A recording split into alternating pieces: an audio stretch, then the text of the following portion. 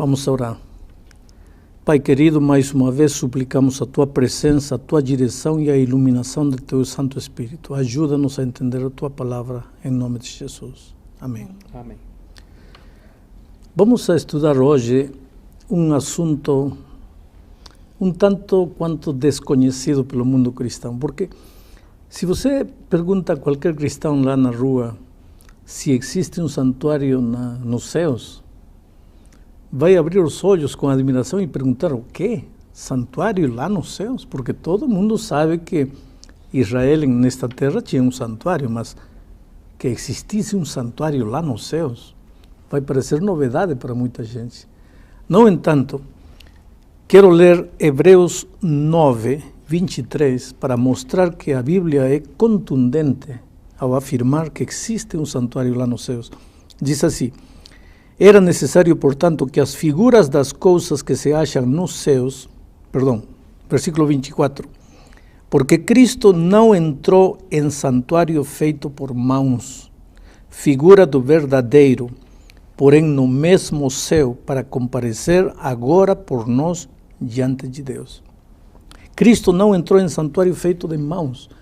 O santuário de Israel nesta terra foi um santuário feito por mãos humanas. Mas Cristo não entrou neste santuário feito por mãos humanas. Cristo entrou num outro santuário, no santuário verdadeiro. Diz, entrou no santuário celestial, no santuário dos céus, para comparecer agora por nós diante do Pai, para interceder por nós diante do Pai. Interessante que a Bíblia não só nos fala de um santuário, sino nos fala de Cristo como um sacerdote, como um intercessor entre nós e o Pai. No mesmo livro de Hebreus, capítulo 7, versículo 26, diz assim: com efeito, nos convinha um sumo sacerdote como este, santo, inculpável, sem mácula, separado dos pecadores e feito mais alto do que os céus. Quer dizer, os sacerdotes de Israel, eles todos os dias tinham que oferecer sacrifício, primeiro por seus pecados, porque eram seres pecadores humanos, e depois ofereciam sacrifício pelos pecados das outras pessoas. Cristo não.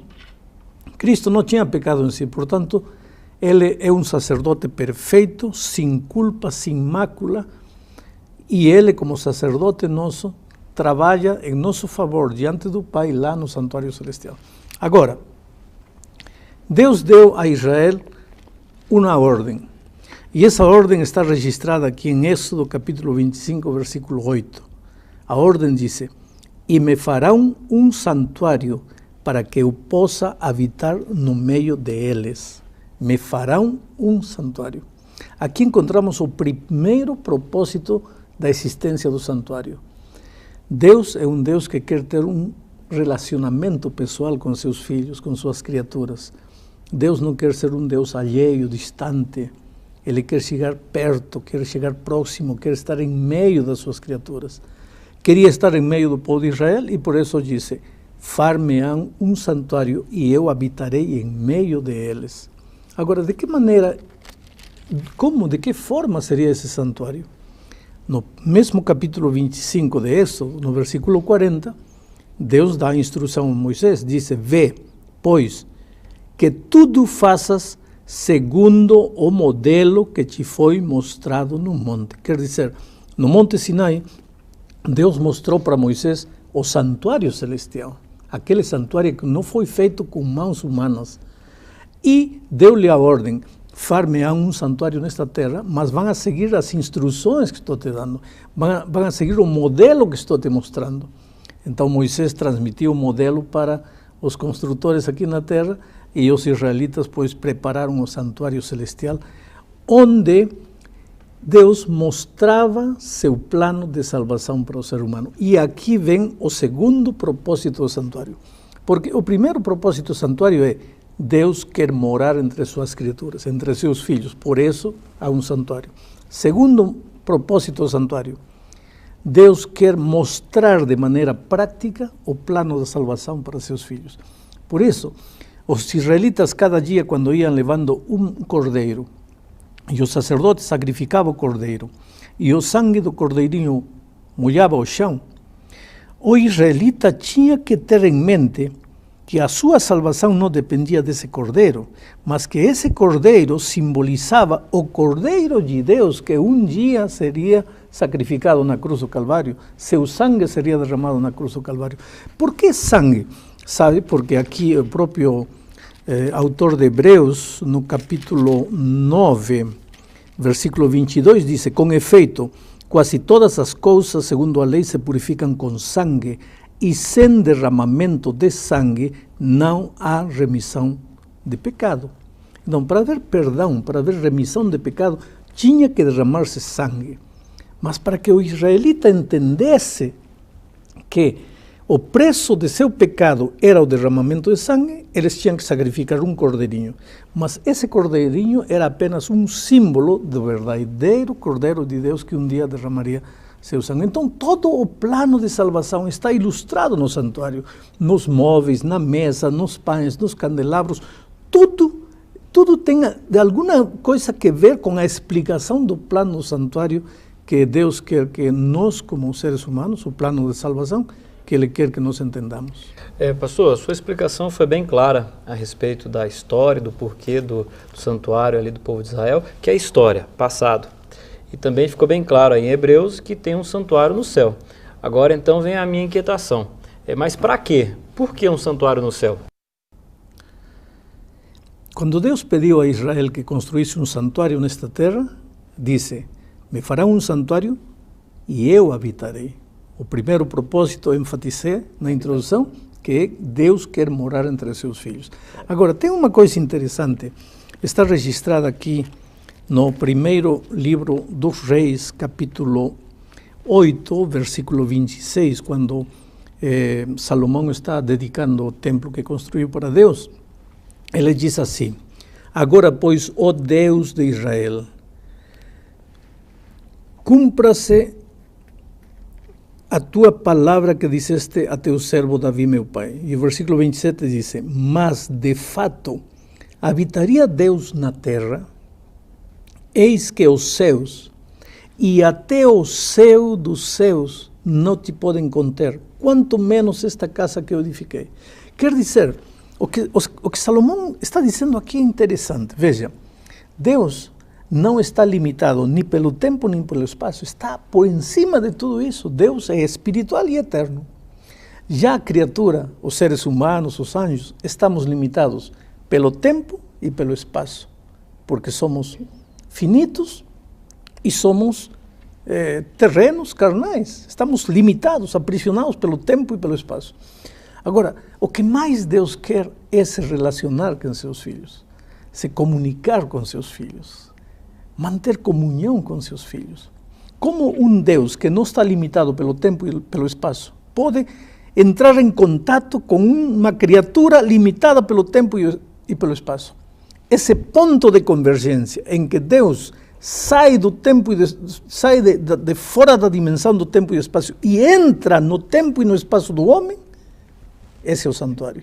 Quer dizer, se você me pergunta por que um santuário nos céus, eu te diria pelos dois motivos do santuário na terra. Primeiro, porque Deus quer habitar entre as criaturas, quer chegar perto das criaturas, e em segundo lugar, porque através do santuário Deus queria ensinar aos seres humanos o plano de salvação. Pastor, mas eu entendi mais ou menos a sua explicação, mas veja bem, deu para entender o motivo da existência do santuário aqui na Terra e o santuário celestial como um motivo pelo qual Deus quer estar próximo da sua criatura, não é? Mas, além disso, o que acontece nesse santuário celestial? O que é feito lá? Bom, o tema é vasto. 20 minutos não daria para explicar tudo isso. Acontece que, se nós lemos o capítulo 9 de Hebreus, vamos a ver o que acontece lá nos céus. Vejam, por exemplo, eu leio aqui o versículo 11 e 12, diz assim: quando, porém, veio Cristo como sumo sacerdote dos bens já realizados mediante o maior e mais perfeito tabernáculo, não feito de mãos, quer dizer, não desta criação, está falando de Cristo como sacerdote lá no santuário celestial, não por meio de sangue de bodes e de becerros, mas pelo seu próprio sangue, entrou no Santo dos Santos uma vez por todas, tendo obtido eterna redenção. Quer dizer, nesta terra, o sacerdote, todos os dias, com sangue de cordeiros, com sangue de animais, quando o israelita ia, confessava seus pecados eram transferidos a esse cordeirinho, que era símbolo de Cristo. Cristo é o que paga o preço dos nossos pecados. O sangue era derramado, depois o sacerdote aspergia esse sangue no lugar santíssimo. E uma vez por ano, como veremos no tema do estudo do juízo, o sumo sacerdote entrava no lugar santíssimo para purificar o lugar santíssimo. Bom, tudo isso é reflexo do que acontece nos céus. Quando nós perdoamos, quando nós confessamos nossos pecados a Deus, Ele nos perdoa. Porém, nossos pecados estão nos registros celestiais. E assim como o sumo sacerdote entrava uma vez por ano para purificar o lugar santíssimo no santuário terrenal, lá nos céus, de acordo com a palavra de Deus, também o sacerdote entrará uma vez definitivamente. Nesta terra era uma vez cada ano, lá nos céus, uma única vez, para Cristo purificar o santuário celestial de todos os pecados. Mas, pastor, da humanidade. Com essa sua explicação, você me faz questionar mais uma vez a necessidade da existência do santuário celestial, né? Porque se ele existe também como um arquivo, um registro, né, dos nossos pecados, enfim, Deus não é onipotente, onisciente, onipresente, Ele não sabe todas as coisas, não é? Para que esse registro dos nossos pecados no céu? O problema de Deus é que como fazer entender à criatura finita as coisas infinitas? Claro que Deus tem memória, Deus tem uma mente prodigiosa, Deus lembra cada pecado, a que hora, com quem, quando, lembra tudo. Exatamente. Só que o ser humano com sua mente finita, ele precisa saber que há um registro. No livro de Daniel encontramos que se abrem os livros para começar o julgamento. Quando você pensa em livros, aí imediatamente pensa, há um registro. O que Deus quer é que você saiba que seus pecados não foram esquecidos, foram perdoados, mas o registro de seus pecados existem. É isso. Não que Deus precise de livros, de papel, ou de couro, ou de madeira para anotar, porque vai esquecer. Não. Deus está querendo explicar, está querendo adaptar sua sabedoria humana, sua sabedoria divina, seus conceitos divinos, à compreensão frágil, pequena do ser humano. Pastor, vamos ver se eu estou entendendo. Quando o senhor fala em purificar, significa então que está sujo. Tem uma palavra. O que é que suja o santuário? O que suja a vida? O pecado. O pecado. Por que o lugar santíssimo no santuário celestial está sujo? Porque os pecados do ser humano foram transferidos para aí. No momento em que você confessa seu pecado, você está perdoado. Mas o teu pecado está registrado nos céus. E quando Cristo vai aos céus, e Ele agora é teu advogado, teu intercessor, Ele intercede por você diante do Pai e diz assim: Pai, o mar pecou, o mar fez isto, o mar fez aquilo, está registrado aqui, está tudo escrito. Ele merece morrer, mas Ele crê em mim. E porque Ele crê em mim agora, tudo isto fica perdoado. Porque eu morri por Ele e Ele aceitou meu sacrifício. Tá bom, mas a Bíblia não fala alguma coisa na relação de, bom, eu peço perdão dos meus pecados são jogados no fundo do mar, como se fosse assim, esqueceu, acabou, e de repente meu pecado está lá no céu. Então, não parece contraditório essa... Não, porque a tua missão termina aqui na terra, a missão de Cristo está lá nos céus. A tua missão aqui, teu trabalho é reconhecer que você é um pecador, arrepender-se e pedir perdão. Agora, deixa o trabalho de Deus lá no céu. Por que você vai querer fazer o trabalho de Deus lá? Você não pode interceder por você lá. Quem tem que interceder por você lá é Cristo. Você aqui tem que reconhecer, tem que pedir perdão e ter a certeza de que Cristo te perdoou porque morreu na cruz. Cristo já fez tudo por você na cruz do Calvário. Mas agora você precisa aceitar esse sacrifício de Cristo. Aqui em 2 aos Coríntios, capítulo 5, versículos 19 e 20, há um texto interessante, diz, a saber que Deus estava em Cristo reconciliando consigo o mundo. Deus em Cristo reconciliando consigo o mundo. Deus se reconcilia com o mundo. Mas agora no versículo 20, na última parte, diz, em nome de Cristo, pois rogamos que vos reconcilieis com Deus. Há duas coisas. Cristo já fez tudo para reconciliar Deus contigo. Agora você precisa reconciliar-se com Deus. E isso você faz através da confissão, do reconhecimento, do arrependimento, da confissão de seus pecados, e Deus então te perdoa. Porém, esse trabalho de intercessão em teu favor, esse trabalho de apresentação de teu nome a Deus, dizendo que você aceitou reconciliar-se com Ele, esse trabalho é feito por Cristo, Pastor, lá no Santuário Celestial. Pastor, uma dúvida que agora o senhor me levantou. É o seguinte, o senhor está o tempo todo afirmando que Cristo é o nosso intercessor, então lá temos que confessar os pecados e Cristo está intercedendo por mim diante do Pai. Isso significa que eu não preciso confessar os meus pecados para ninguém aqui na Terra? Não, aqui na Terra precisa confessar os seus pecados a Deus, não a um ser humano. Nenhum ser humano tem Pastor, capacidade... um padre, um líder religioso? Absolutamente. Nenhum ser humano tem capacidade de perdoar você, porque nenhum ser humano é isento de pecado. A Bíblia diz que todos pecamos e estamos destituídos da graça de Deus, da glória de Deus. Não há pecador nem sequer um, não há justo nem sequer um. Todos nascemos em pecado fomos concebidos. Portanto, como eu posso te perdoar, ou posso te liberar dos teus pecados? Você tem que confessar a Deus, é Ele que te perdoa. E é Jesus que intercede por você lá no reino dos céus. Paulo, escrevendo a Timóteo, disse que só temos um intercessor entre Deus e os homens, e é Jesus Cristo, homem, não nenhum ser humano. Agora, pastor, eu confesso meus pecados, né, e Jesus está intercedendo por mim. E agora o meu pecado maculou o santuário, ele está sujo. E quando que esse santuário do céu, então, ele será purificado? Esse é o tema que vamos estudar na lição, quando estudemos o tema do juízo. Assim como o sacerdote nesta terra entrava uma vez por ano para purificar o lugar santíssimo do santuário desta terra, levando sangue de animais, é necessário que lá nos céus, uma única vez, o Senhor Jesus Cristo entre no santuário para purificar o santuário. Aqui está escrito, eu vou te ler isso, veja.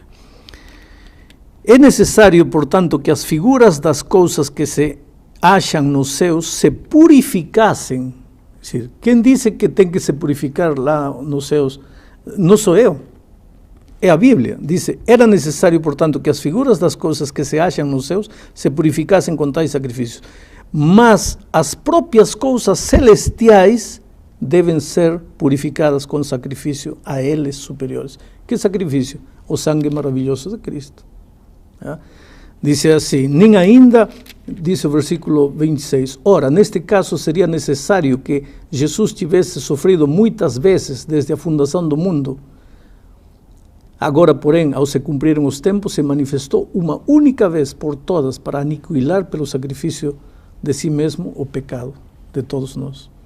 Está claro que Cristo entrará no santuário celestial para interceder definitivamente por nós e apagar nossos pecados. Pastor, mais uma dúvida, com relação a hoje, o dia de hoje, né?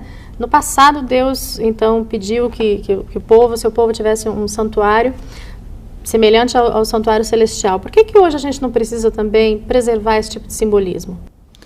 Porque o povo de Israel precisava de um santuário nesta terra, de sacrifícios, de cerimônias, tudo, porque tudo isto simbolizava o Cristo que ia vir.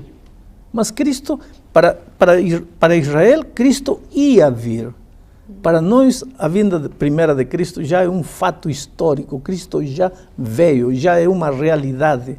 Portanto, se o Israel estava fazendo tudo isto como sombra daquilo que viria, hoje já veio a realidade, já não precisamos da sombra, já temos a realidade, Cristo no santuário celestial. Já não necessitamos de um sacerdote no santuário da terra, não precisamos cerimonial, só precisamos de um templo para louvar e adorar a Deus. Estamos chegando ao fim deste estudo. Querido, o santuário é a maior prova de que Deus te ama. Cada vez que você se sente triste, carregado de pecado, culpado, vai ao santuário, Quer dizer, pensa no santuário, pensa no que Jesus está fazendo por você no santuário, pensa nele como teu advogado, intercedendo por você diante do Pai, dizendo: eu sei que meu filho errou, eu sei que meu filho pecou, mas ele crê em mim, acredita em mim, e eu entreguei minha vida por ele. E olha, quando você fizer isso, vai sentir uma paz enorme no coração. Que Deus te abençoe ricamente.